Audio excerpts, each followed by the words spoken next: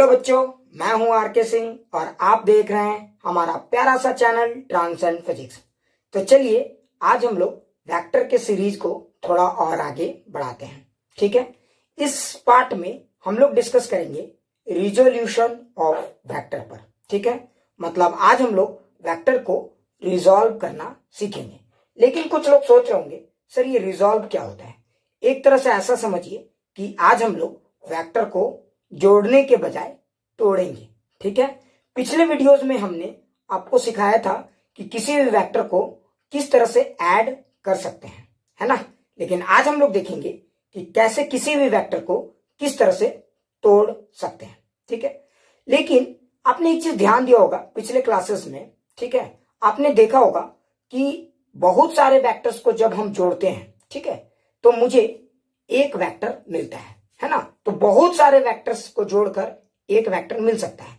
तो आप दो वेक्टर को भी जोड़कर एक वेक्टर ला सकते हो जिसे हम रिजल्टेंट कहते हैं। आप तीन को भी जोड़कर एक ला सकते हो, आप चार को भी जोड़कर एक ला सकते हो, है ना। इस तरह से आप लाखों वेक्टर को भी जोड़कर एक ला सकते हो। सिमिलरली आप जब तोड़ने की बारी आती है तो हम एक वेक्टर को बहुत सारे तरीके से तोड़ सकते हैं। एक वेक्टर को हम दो पार्ट में भी तोड़ सकते हैं, एक वेक्टर को हम तीन पार्ट में भी तोड़ सकते हैं और एक वेक्टर को हम करोड़ों पार्ट में भी तोड़ सकते हैं। ये इस बात पर डिपेंड करता है कि हम उसे कितना पार्ट में तोड़ना चाहते हैं। ये एक बात तो तय है। लेकिन ज्यादातर केसेस में जो फेमस है, जैसे हम लोग जो पढ़ते हैं उसमें 99% केसेस में वेक्टर्स को दो पार्ट में तोड़ने पे हम लोग ज्यादा विश्वास रखते हैं। ठीक है, अलोंग एक्सिस। क्लियर, एकदम अच्छे समझ में आ गया। और 0.9% केसेस में हम वेक्टर को तीन पार्ट में तोड़ते हैं और 0.1% केसेस ऐसे हैं जिसमें वेक्टर्स को उससे ज्यादा पार्ट में तोड़ा जाता है। खैर, फिलहाल हमारा फोकस 99% केसेस में होगा।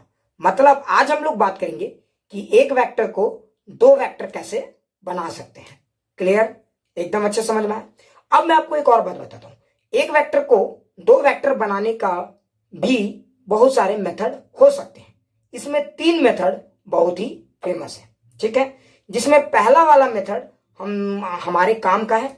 तो एक तरह से आप समझिए तो आपको बहुत ही कॉन्साइज वे में रिजोल्यूशन ऑफ वेक्टर को पढ़ना है। ठीक है, तो हम लोग इस पार्ट में दो मेथड पे चर्चा करेंगे या डिस्कशन करेंगे। ठीक है, मेथड 1 जो आपके लिए बहुत इंपॉर्टेंट है, मेथड 2 ये आपके ऊपर डिपेंड करता है कि आप इसको जानना चाहेंगे या नहीं, आप इसको स्किप भी कर सकते हैं।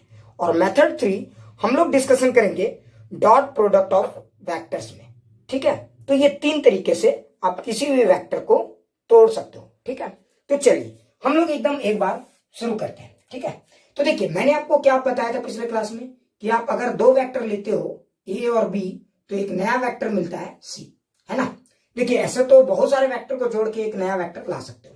क्लियर, और इस वेक्टर को हम लोग रिजल्टेंट वेक्टर कहते हैं। ठीक है, तो जब आप इन दो वेक्टर को जोड़ते हो तो इस प्रोसेस को ध्यान से देखेंगे तो ए और बी को ऐड करके हम एक नया वेक्टर ला रहे थे सी। इस प्रोसेस को कहते हैं एडिशन और वेक्टर। ठीक है, ध्यान से देखेंगे। ठीक है, इसको क्या कहते हैं हम लोग, एडिशन ऑफ वेक्टर। लेकिन आप उल्टा भी कर सकते हो, आप एक वेक्टर को तोड़कर दो पार्ट में तोड़ भी सकते हो। ठीक है, तो आप वेक्टर सी को दो पार्ट में तोड़ भी सकते हो और इस प्रोसेस को हम लोग कहते हैं रिजोल्यूशन ऑफ वेक्टर। क्लियर, इस प्रोसेस को हम लोग क्या कहते हैं, रिजोल्यूशन ऑफ वेक्टर। ठीक है, मतलब वेक्टर को रिजोल्व करेंगे। यहां तक तो एकदम क्लियर हो गया। अच्छा, अब हम लोग आगे समझते हैं कि होता क्या है। ठीक है, अब जहां तक रिजोल्यूशन ऑफ वेक्टर का बात है, मतलब हम लोग एक वेक्टर को दो पार्ट में तोड़ने की कोशिश करेंगे। ठीक है, तो देखिए आप वेक्टर को तीन तरीके से तोड़ सकते हो। ठीक है, मैं आपको तीनों बता रहा हूं, जिसमें पहले का हम लोग पोस्टमार्टम रिपोर्ट इस वीडियो में निकालेंगे। ठीक है, दूसरे वाले मेथड का पोस्टमार्टम रिपोर्ट सेकेंड वीडियो में निकालेंगे। ठीक है, और तीसरे वाले का पोस्टमार्टम रिपोर्ट हम लोग डॉट प्रोडक्ट ऑफ वेक्टर्स में निकालेंगे। ठीक है, तो चलिए जैसे एग्जांपल के लिए मैं आपको समझाता हूं। जैसे मान लीजिए कि मुझे एक वेक्टर दिया हुआ है आर। ठीक है, ध्यान से देखिए, आप इस वेक्टर को देखिए। आप अगर ध्यान देंगे तो ये वेक्टर बहुत सारे तरीके से तोड़ा जा सकता है, ये बात तो तय है। ठीक है, आप देखिए ये जो वेक्टर है, ये वेक्टर और ये दो वेक्टर में भी टूट सकता है, ऐसे भी बन सकता है ना। आप इस वेक्टर को ऐसे भी तोड़ सकते हो, हेड टेल देखो, या फिर आप इसी वेक्टर को ध्यान से देखोगे तो आप देखो, तो मैं क्या कहना चाह रहा हूं, आप इस वेक्टर को ऐसे भी तोड़ सकते हो एक, अच्छा देखो वही वेक्टर को आप चाहोगे तो ऐसे भी तोड़ सकते हो, ठीक है, ये तरीके से भी तोड़ सकते हो, ठीक है। तो हम लोग इस केस में वेक्टर को इस तरीके से तोड़ेंगे, ये वाला पार्ट बहुत फेमस है, ठीक है। तो हम लोग वेक्टर को उसके परपेंडिकुलर कंपोनेंट्स में तोड़ेंगे, ठीक है। मतलब हम लोग देखेंगे कि क्या कोई भी वेक्टर दो परपेंडिकुलर वेक्टर से बना है या नहीं, ये हमारा मेथड नंबर 1 होगा। ऐसे ये है, तो मैंने जो बोला था कि 0.1% जो केसेस में इन्वॉल्व है यही सब आते हैं, ठीक है। एक तरीका में हम लोग यही करेंगे कि वेक्टर को उसके परपेंडिकुलर मेथड में तोड़ेंगे। मतलब ये होगा, इस मेथड को थोड़ा और हम लोग डिटेल से बात करेंगे, लेकिन अभी फिलहाल शॉर्ट में समझा रहे हैं, ठीक है। ये हो गया। दूसरा ये हो सकता है कि आप इस वेक्टर को इस तरह से तोड़िए कि अगर मैंने दे दिया कि आप इस वेक्टर को दो वेक्टर में तोड़िए, ठीक है, एक तरफ एंगल बने अल्फा और एक तरफ दो वेक्टर बने बीटा, ठीक है। तो ये वेक्टर को आप इस तरह से दो वेक्टर में तोड़िए कि एक तरफ एंगल अल्फा वेक्टर बनाए, ये जो वेक्टर मिलेगा तोड़ने के बाद ये वेक्टर ए, ये जो वेक्टर सी है उससे एंगल अल्फा बनाए, और ये जो वेक्टर बी है इससे एंगल बीटा बनाए, ठीक है। तो यहां पे भी आप लिख सकते हो a plus B is equal to C, मुझे इस तरह से तोड़ना है। यहां पे देखिए, यहां पे भी मैंने तोड़ा है a plus B is equal to C, ये भी है आपका a plus B is equal to C, ठीक है। समझ में आ गया। देखिए यहां पे ये a और ये b अलग है, यहां पे ये a और ये b अलग है, ठीक है। तो कंफ्यूज नहीं होना है, एकदम अच्छे से समझिए। तो ये है मेथड 1, मेनली आपको यही पढ़ना है, ठीक है। ये बहुत आसान भी है, एकदम चिंता नहीं करना, बहुत आसान है, ठीक है। अभी मैं सिखाऊंगा आपको, पहले एक एक चीज क्लियर करना है।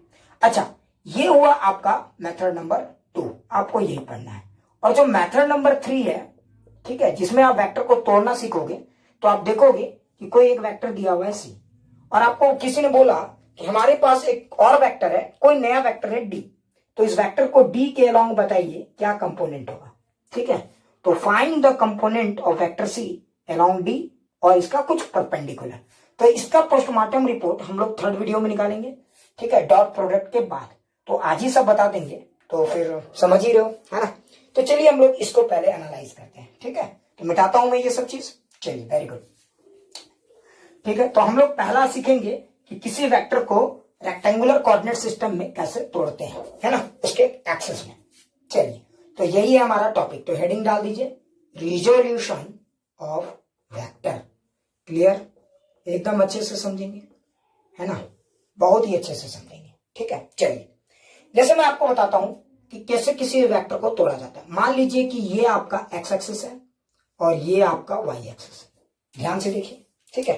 तो हम लोग वेक्टर को तोड़ेंगे along its axis, resolution of vector along its axis, ठीक है। समझ गए होगे, एक्सिस में तोड़ना है, ठीक है। चलिए, ये हो गया हमारा।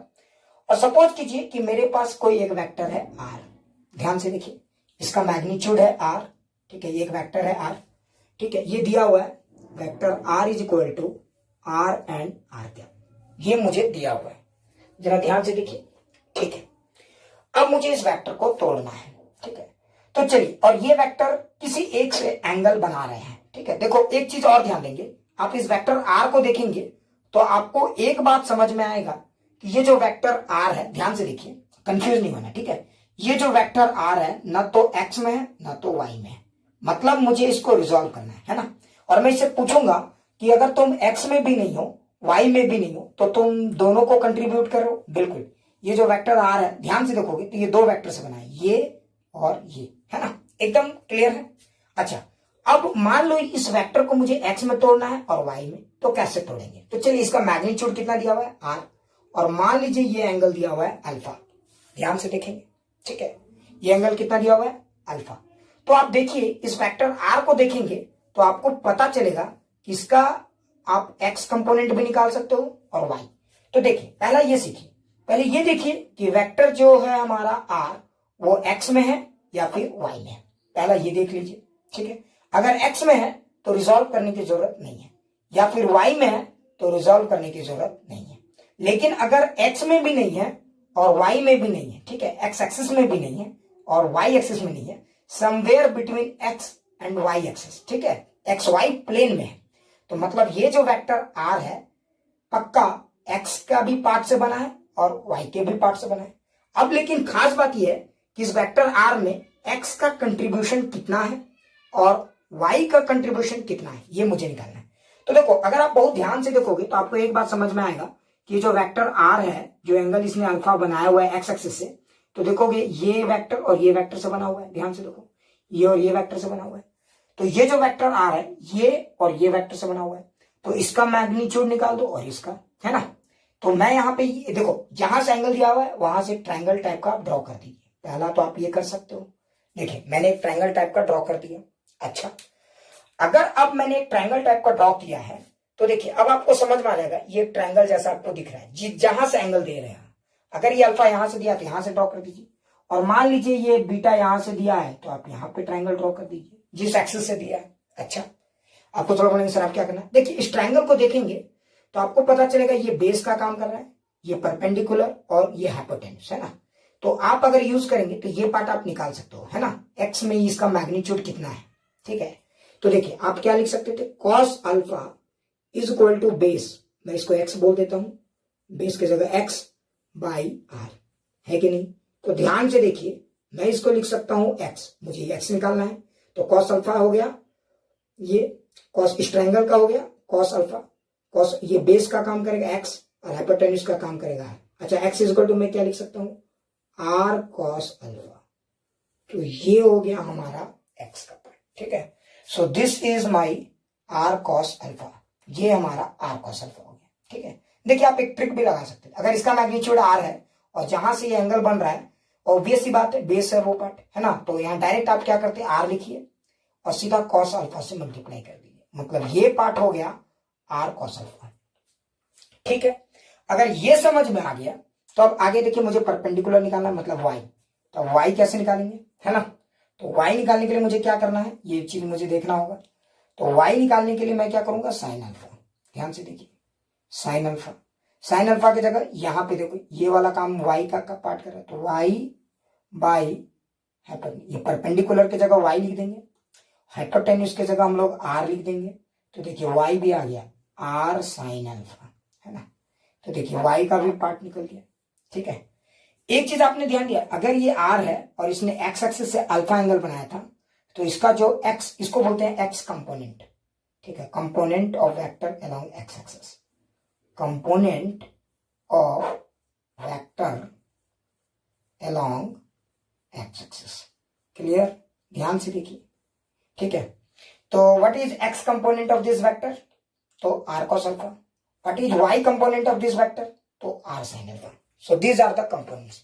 तो सबसे पहला आप क्या कीजिए, उस वेक्टर का एक्स एक्सिस में क्या कंपोनेंट है वो निकालिए, वाई एक्सिस में क्या कंपोनेंट है वो निकाल दीजिए, ठीक है, निकाल दिए। अच्छा, अगर अब आपने ये निकाल दिया तो अब आप बहुत ध्यान से देख सकते हो, है ना। तो ध्यान से देखोगे तो आपको पता चलेगा, मतलब ये पार्ट तो मुझे पता चल चुका है, तो देखो ये पार्ट मुझे पता चल चुका है ना।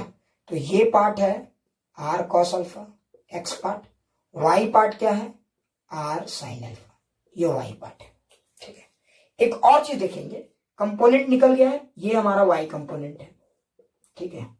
कंपोनेंट निकालने के बाद आप जरा ध्यान से देखना, पहले साइन को देखिए ये किस कोऑर्डिनेट सिस्टम में है, ये आप अगर ऑब्जर्व करेंगे तो आपको पता चलेगा ये फर्स्ट कोऑर्डिनेट में है, जहां एक्स भी पॉजिटिव है वाई भी पॉजिटिव है।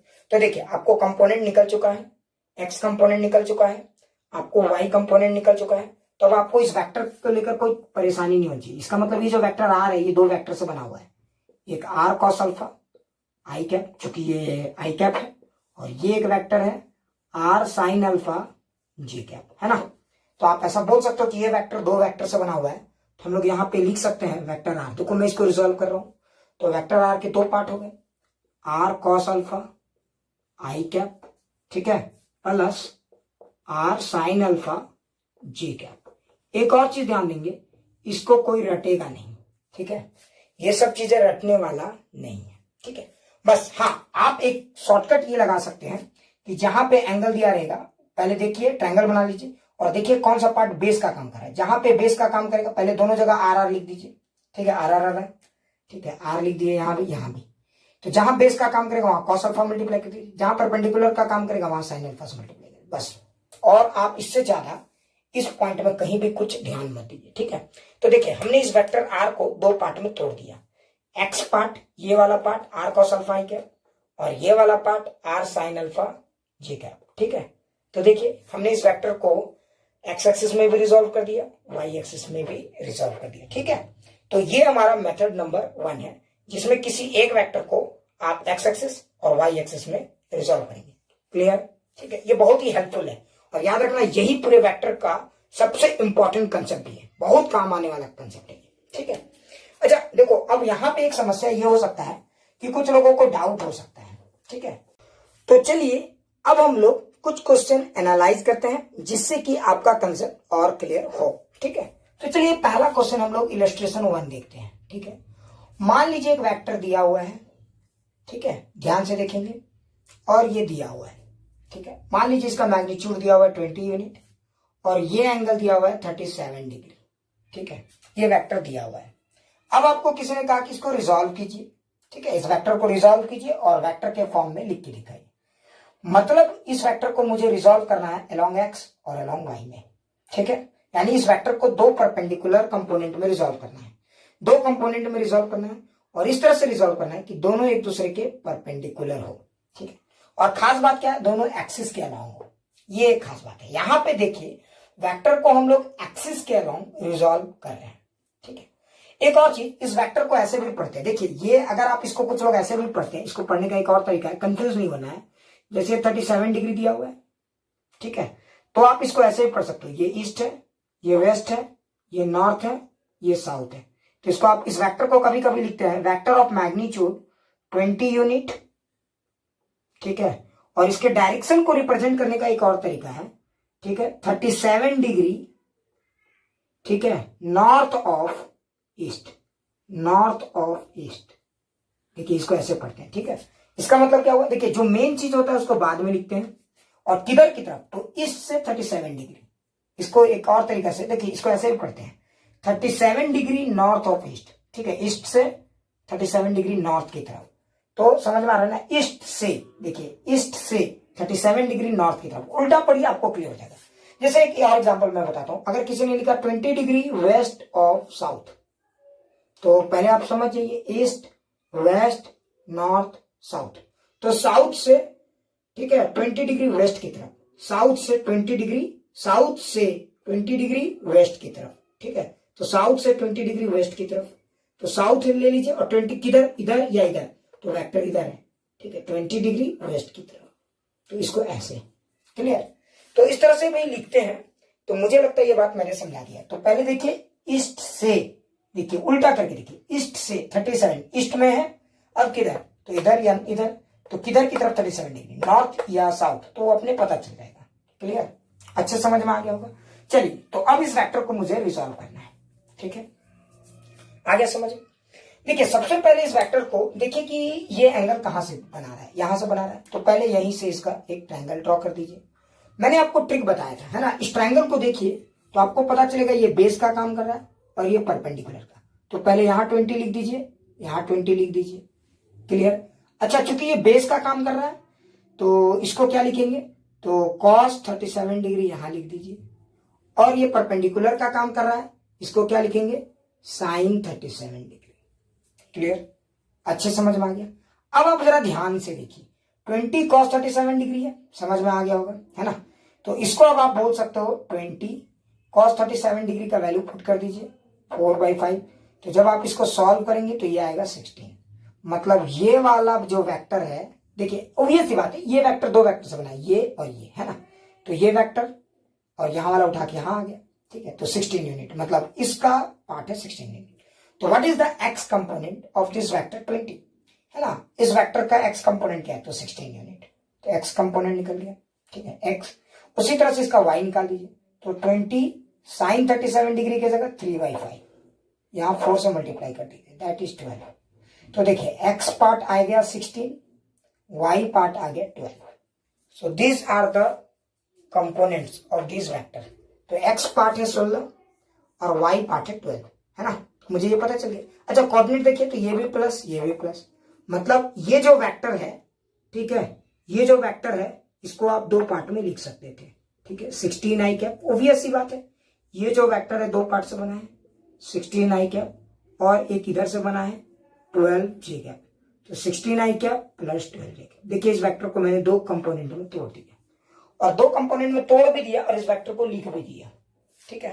जरा समझ गए होगे, अच्छे से समझ में आ गया। चलिए तो मिटा दो इसको, वेरी गुड। आप एक सवाल खुद से भी ट्राई कीजिए, ठीक है। चलिए क्वेश्चन नंबर 2, इलस्ट्रेशन 2 देखिए। चलिए ये हमारा एक वेक्टर है, ध्यान से देखिए, ठीक है। इधर की तरफ दिया हुआ है 45 डिग्री, ये दे दिया गया है 20√2, है ना। चलिए इसको रिजॉल्व कीजिए इस वेक्टर को, ठीक है। पहले देखिए इस वेक्टर को लिखने का एक तरीका, अच्छा इसको कैसे लिखते भी है कुछ लोग, 20√2। अच्छा इसके डायरेक्शन को कैसे रिप्रेजेंट किया जाता है, कभी कभी ये मतलब ऐसे ही एक टाइम पास के लिए मैं बता रहा हूँ।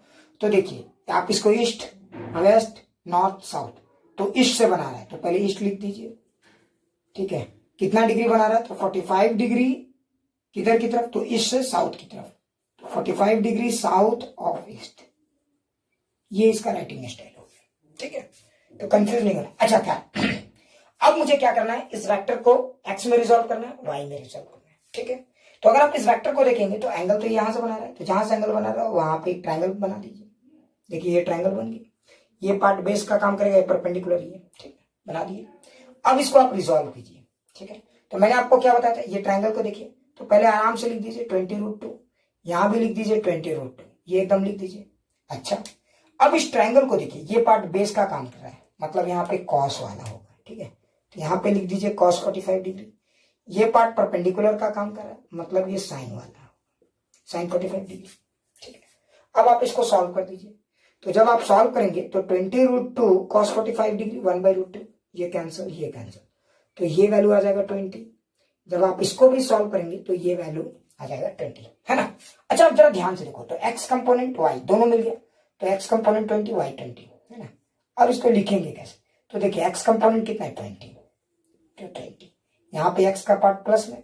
अच्छा y कंपोनेंट कितना है, तो ध्यान से देखिए y माइनस में, ध्यान से देखिए, समझ में आ गया होगा। x तो पॉजिटिव में है लेकिन y निगेटिव में है, तो -20, समझ में आ गया ना। तो देखिए इस वेक्टर को जो मैंने बनाया तो ये निकल गया। अब आप इसको ऐसे भी लिख सकते थे कि ये बहुत आसान है, देखिए ये एक वेक्टर मिला और ये एक वेक्टर, है ना। इस वेक्टर को आप क्या लिख सकते थे 20 आई कैप, और इस वेक्टर को क्या लिख सकते थे -20 जे कैप, या यहां से भी डायरेक्ट लिख सकते हैं। आपको अगर कोऑर्डिनेट पता है तो किसी वेक्टर को आप आराम से लिख सकते हैं।